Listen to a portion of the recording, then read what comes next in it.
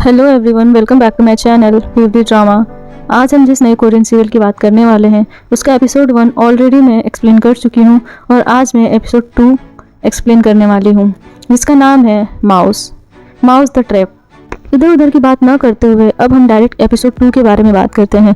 Episode 2 के starting में ही दिखाया जाता है कि जाययून की इन्वेस्टिगेशन होती है, क्योंकि उसकी पूरी फैमिली की डेथ यानी मर्डर हो चुका था। लेकिन तीनों लाशों की फोटो देखने के बावजूद भी जाययून का कोई रिएक्शन नहीं होता है, जिससे पुलिस को लगता है कि उसने नहीं मारा है। वो पुलिस से कहता है कि मैंने इनमें से किसी को नहीं मारा है और मुझे नहीं पता है कि ये लोग कैसे मारे गए। लेकिन पुलिस सच को डिटेक्ट करने के लिए पॉलीग्राफ मशीन का यूज करती है, लेकिन पॉलीग्राफ मशीन से भी उन्हें कोई सच्चाई पता नहीं चलती है। जाययून का रिएक्शन बिल्कुल एज इट इज था, उससे उसका कोई रिएक्शन नहीं होता है जिससे कि वो लाई डिटेक्टर से पता कर सके कि वो सच बोल रहा है या झूठ। इसीलिए पुलिस उसे लाई डिटेक्टर के बेसिस पे उसे छोड़ देती है। पुलिस स्टेशन से निकलने के बाद जाययून एक रेड क्रॉस को देखता है और सोचता है कि भगवान ने मेरे प्रेयर्स का कोई जवाब नहीं दिया। तभी एडल्ट जाययून का वॉइस ओवर होता है और वो इस सेंटेंस को कंप्लीट करता है और कहता है कि शायद इसीलिए मैं एक खूनी बन गया। पहला मर्डर थोड़ा स्लोपी था, डिफिकल्ट था और मैसी था, लेकिन पहले मर्डर की वजह से उसकी उत्तेजना और मर्डर करने के लिए बढ़ जाती है। पहला मर्डर उसके अंदर के प्रेडेटर को जगा देता है और वो और मर्डर करने के लिए लालायित हो जाता है। तब ये न्यूज़ में दिखाया जाता है कि हेड हंटर की गिरफ्तारी के 25 साल बाद एक जिम ट्रेनर को जला के मार दिया गया है, जो कि हेड हंटर के विक्टिम का ही फैमिली मेंबर होता है। ये न्यूज़ काफ़ी चर्चा में होती है। उसके बाद लगातार बैक टू बैक मर्डर होने लगते हैं। तभी दूसरे सीन में हम एक फाइट सीन देखते हैं जिसमें कि एक पुलिसमैन और दूसरा एक मर्डरर होता है। पुलिसमैन और कोई नहीं, वही बच्चा होता है जो हेड हंटर को पहचान लेता है और उसकी फैमिली हेड हंटर की विक्टिम होती है। अब वो बच्चा बड़ा हो चुका है और अब वो इंस्पेक्टर है जिसका नाम होता है मोची, और वो मर्डरर को धमकाता है कि अगर तुमने वहाँ से नीचे नहीं उतरे तो मैं तुम्हें शूट कर दूंगा। लेकिन मर्डरर डर के मारे बिल्डिंग से कूद जाता है। और फिर नेक्स्ट सीन में इन्वेस्टिगेशन साइट को दिखाया जाता है जहाँ लाश मिलती है जिसमें विक्टिम की एक फिंगर मुड़ी हुई होती है। अभी इन्वेस्टिगेशन चल ही रही होती है कि मोची काफ़ी ड्रंक होता है, जिसकी वजह से वो जाके इंटरव्यू देने लग जाता है।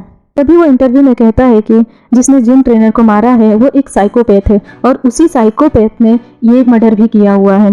और मुझे लगता है कि वो भगवान से नफरत करता है या तो फिर वो सिर्फ एक अटेंशन सीकर है जो लोगों का ध्यान अपनी तरफ भटकाना चाहता है। ये इंटरव्यू साइकोपैथ देख रहा होता है। तभी मोची हेड हंटर से मिलता है और कहता है कि वो भी उसके बेटे को उसी तरह से मारेगा जिस तरह से उसने उसकी फैमिली को मारा था, और इस तरह से वो अपना बदला लेगा और वहाँ से चला जाता है। तभी वो एक लड़के से टकराता है जो चिड़िया को बचाने के लिए उसकी गाड़ी के सामने आ जाता है। तभी दूसरे सीन में दिखाया जाता है कि जेल में हेड हंटर और ची कुक की बहस हो जाती है। ची कुक एक प्रिजन गार्ड होता है जिसका अभी अभी ट्रांसफ़र हुआ था। बहस होने के बाद ची कुक अपने फ्रेंड से मिलने जाता है जहाँ कैदियों को एंटरटेन करने के लिए लोग आए हुए थे। वो सीन को देख के लगता है जैसे कि वो तीनों स्कूल के बेस्ट फ्रेंड हैं, जिसमें एक दोस्त का नाम बारम और दूसरे दोस्त का नाम डोंगी होता है। तभी नेक्स्ट सीन में मोची एक मर्डर साइट पर जाता है और वहाँ इन्वेस्टिगेशन करने लगता है। कुछ इन्वेस्टिगेशन करने के बाद जब वो वापस आता है तो उसे एक रिपोर्टर मिलती है जिसका नाम पीडी होंगजू होता है। वो उससे क्वेश्चन करने लग जाती है और उसे देखकर लगता है जैसे वो एक दूसरे को बहुत पहले से जानते हैं, अच्छे से जानते हैं।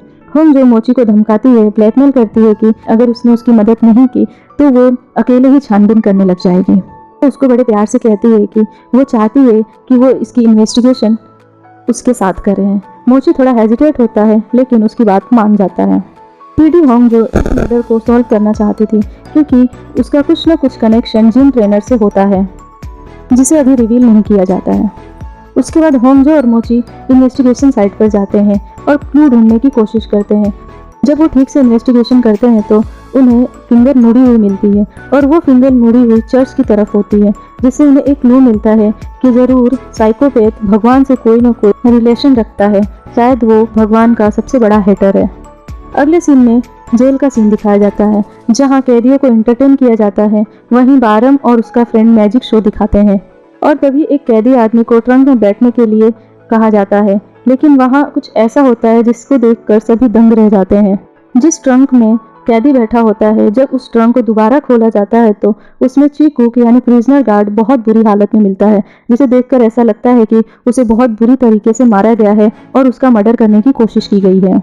तब हैरान परेशान होकर डॉक्टर को देखने लग जाते हैं, डॉक्टर को बुलाने लग जाते हैं। अगर थोड़ी सी भी देर होती तो उसकी जान जा सकती थी। इसीलिए हेड हंटर चीकू को फर्स्ट एड देता है, जिससे कि चीकू की जान बच जाती है और वो अब हॉस्पिटलाइज्ड हो जाता है।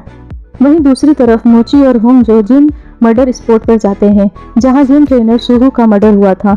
वहां उन्हें पता चलता है कि विक्टिम सुहू की फिंगर फोर्सफुली मोड़ी गई है और वो भी इसी तरफ मोड़ी गई है जिसमें विक्टिम सो योंग की उंगली मोड़ी गई थी। मतलब दोनों में एक कनेक्शन होता है, दोनों की फिंगर फोर्सफुली मोड़ी गई थी और वो रेड क्रॉस की तरफ ओरिएंटेड की गई थी।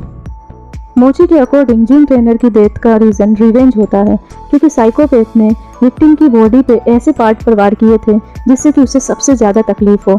और मोची को एक बाइबल बुक मिलती है जिसके ऊपर एक पेज पर ब्लड थे और उस पर आई फॉर आई लिखा हुआ था और जो रिवेंज की तरफ इंडिकेट करता है।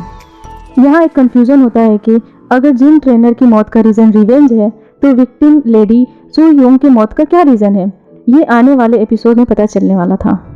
लेकिन यहाँ एक क्वेश्चन अराइज होता है कि आखिर वो साइकोपैथ किलर है कौन। दूसरे सीन में हॉस्पिटल का सीन दिखाया जाता है, जिसमें जिम ट्रेनर सुहू की मदर चिल्लाती है और कहती है कि मुझे क्यों बचाया, मुझे नहीं जीना, जब मेरे बच्चे ही जिंदा नहीं है तो मैं जीकर क्या करूंगी। तभी एक यंग डॉक्टर न्यूरोसर्जन संग योहान की एंट्री होती है और वो बहुत रूडली कहता है कि अगली बार कलाई यहाँ से काटना अगर वो मरना चाहती है तो। उसकी रूडनेस देखकर सभी दंग रह जाते हैं। उसकी आंखों में कोई इमोशन नहीं होता है, लेकिन यही डॉक्टर चीकू की ब्रेन सर्जरी करने वाला था। वहाँ ऐसे सीन दिखाए जाते हैं जिसे डॉक्टर योहान साइकोपैथ लगने लगता है।